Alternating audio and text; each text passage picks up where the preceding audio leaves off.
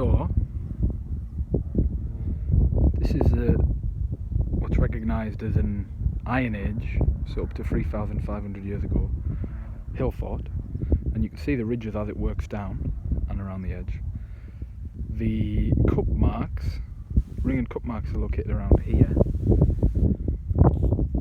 and rather than being an isolated settlement on its own, surely the peaks all around here, including where we are now, up the top on what's called Beacon Hill, would have been interlinked.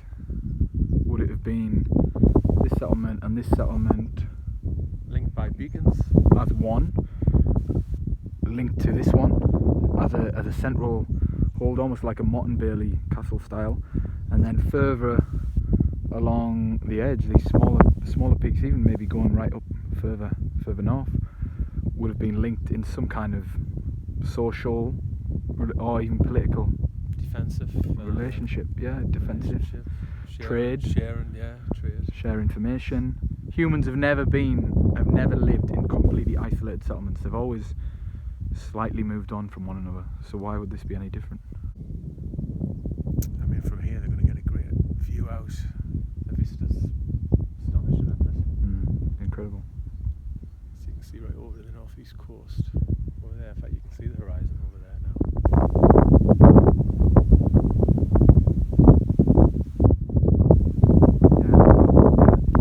So in terms of, the Vikings are a lot later, but anyone who wants to have us is going to have to meet us here, because this is where we're living. It's great, it's fertile.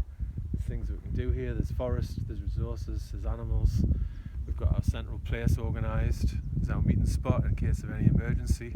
So the settlements to the east, north, all around us, probably like building not on the tops, because you've got the beacon here looking out, so you'd be putting your settlement on the sort of calm side, the leeward side of the wind, in the rain shadow. But we think our conjecture is that or our hypothesis, this central area here is man-made. You think? Well, to a degree. To a degree, I think. So as the glacier came up to here, it's obviously hit this and went over the top. As it retreated, to what extent has it left? I mean, I need to clue up in my glacial geography a bit more, but surely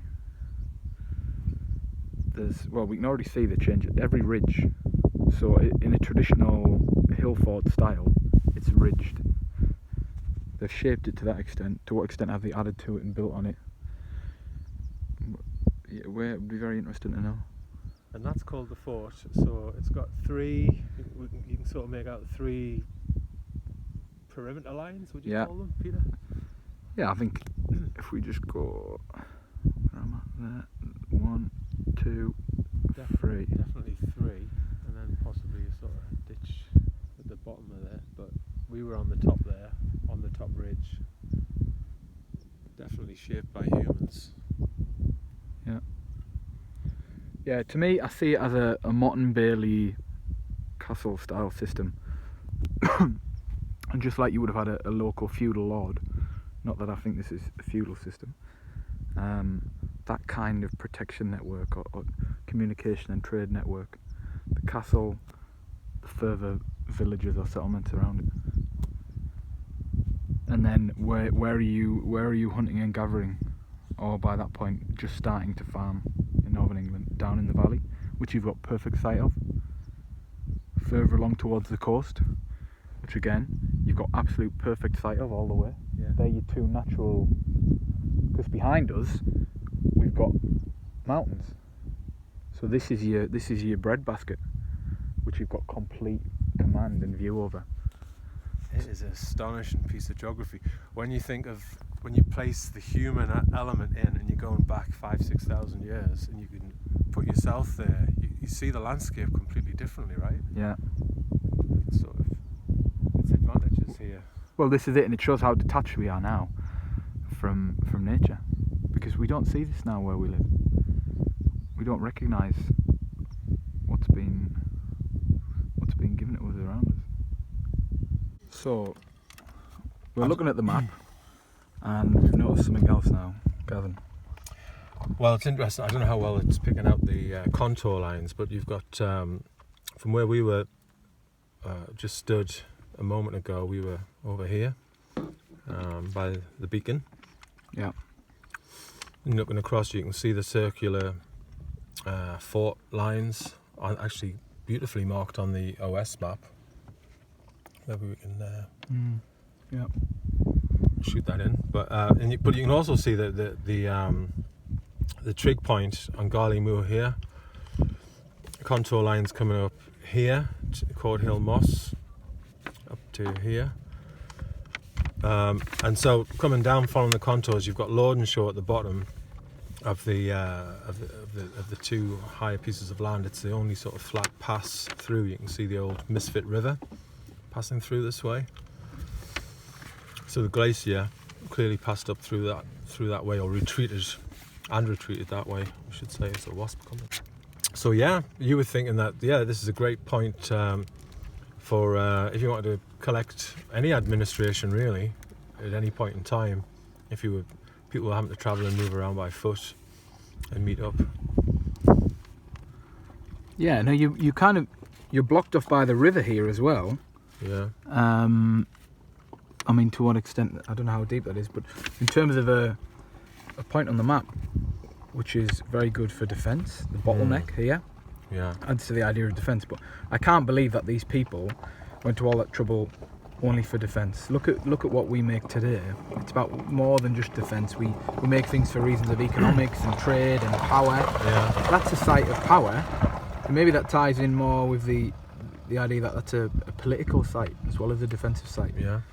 And so you're not just protecting, but you're also showing that you control communication, and of course, just trade. Moving north from there, you've got the large river, where now we have Rothbury on the river. So you're gaining valuable access from this point, north or south.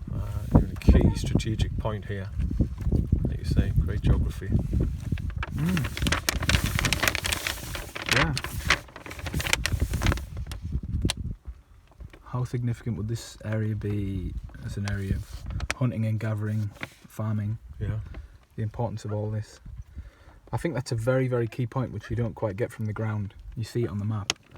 Yeah, you're right. It's the hinterland, isn't it? The hinterland behind this point would have been absolutely rich in resources, and if you can protect from here, you've got all that to yourself and the nearby surrounding settlements. If you can come up with some social arrangements between you all. Yeah. And I think it's easy to look at things from our perspective, but this is almost like a microcosm of a political state, maybe. And so these mountains and this river serve as very good natural barriers to this hinterland, which this is almost the sole way in and out easily, especially if you were trading or moving large groups of people.